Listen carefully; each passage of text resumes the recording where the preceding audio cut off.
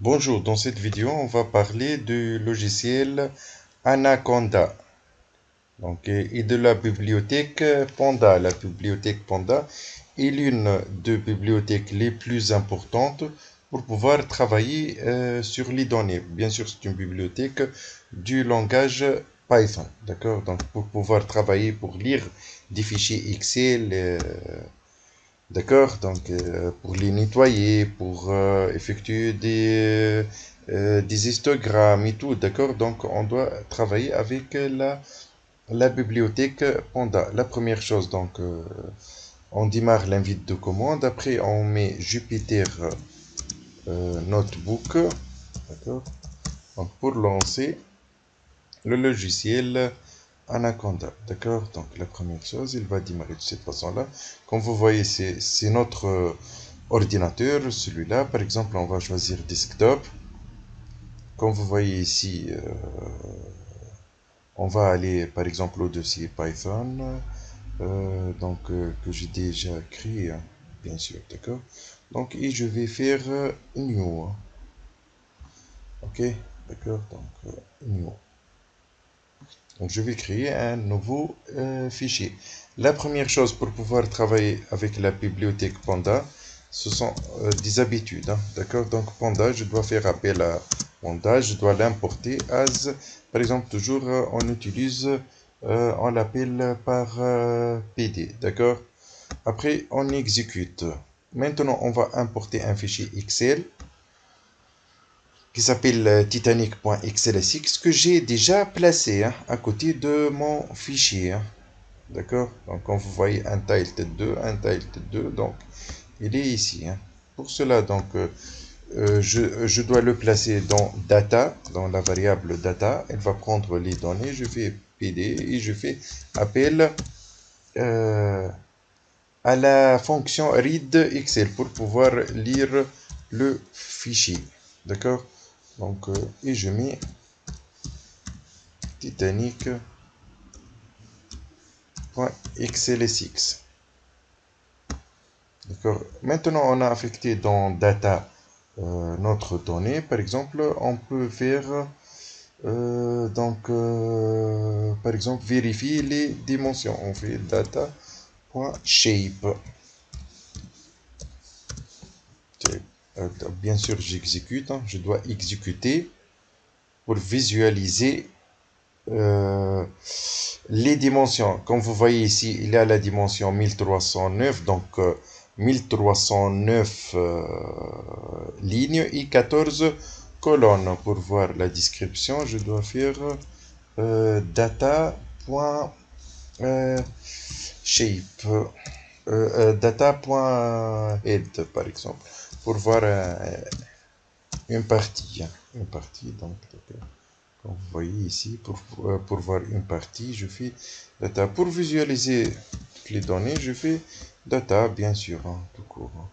Comme vous voyez, data, elle permet d'afficher toutes les données. D'accord, notre data frame. Maintenant, par exemple, ici, on va garder juste,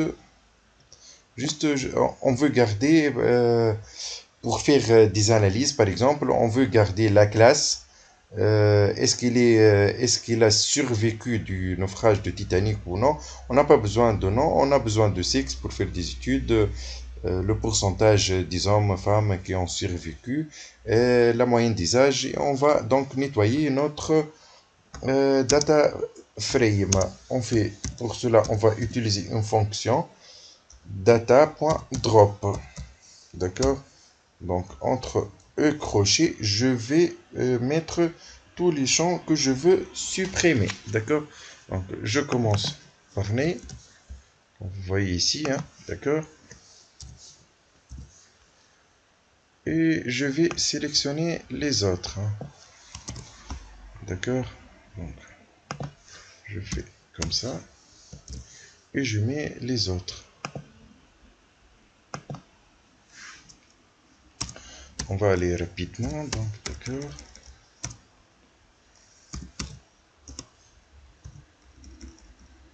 Bien sûr, je dois mettre des virgules ici. Bien sûr, si il y a... j'ai omis quelque chose et il va m'afficher un message d'erreur, bien sûr. En cabine, pas besoin. Par exemple.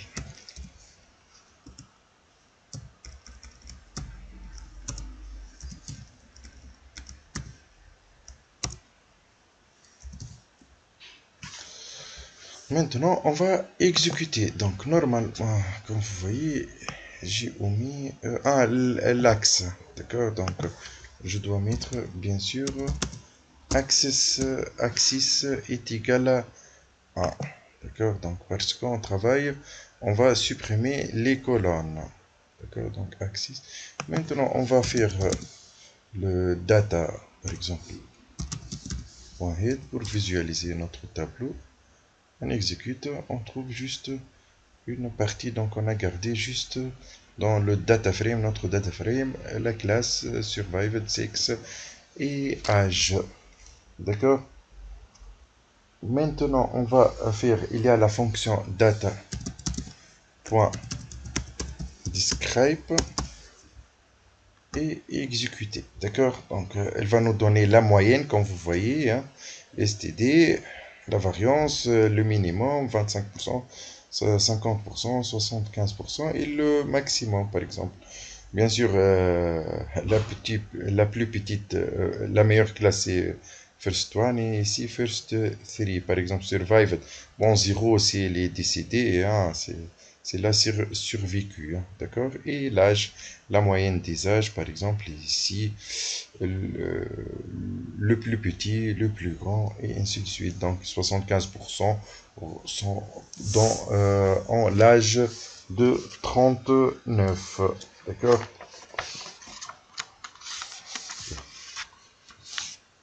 Maintenant, comme vous voyez ici, il y a le nombre des données de P-class 1309, ici 1309 et ici l'âge. Donc, on n'a pas, ils n'ont pas rempli toutes les cellules. Pour cela, donc, on doit nettoyer ces données-là. Qu'est-ce qu'on va faire? On peut faire, par exemple, drop année, ou on peut les remplacer par la moyenne, mais ça n'a pas de sens, d'accord? Bon, ça dépend du type de problème. Mais ici, on va préférer de les supprimer. Ok, pour cela, on fait data est égal à data.drop_na. D'accord, donc on met l'axe est égal à 0. Donc on va supprimer les lignes ici et exécuter. Après, on peut faire data.shape pour vérifier. Hein, d'accord, ce qu'il a effectué. Donc, comme vous voyez ici, on n'a plus 1000, comme vous voyez au début, hein, d'accord? Au début, donc, on l'a enlevé, hein, on l'a enlevé, mais bon, c'est pas grave, okay. Mais c'est pas grave. Bon. Ah, ici, c'était 1309, hein, 1309. Donc maintenant, c'est 1046, comme vous voyez, d'accord?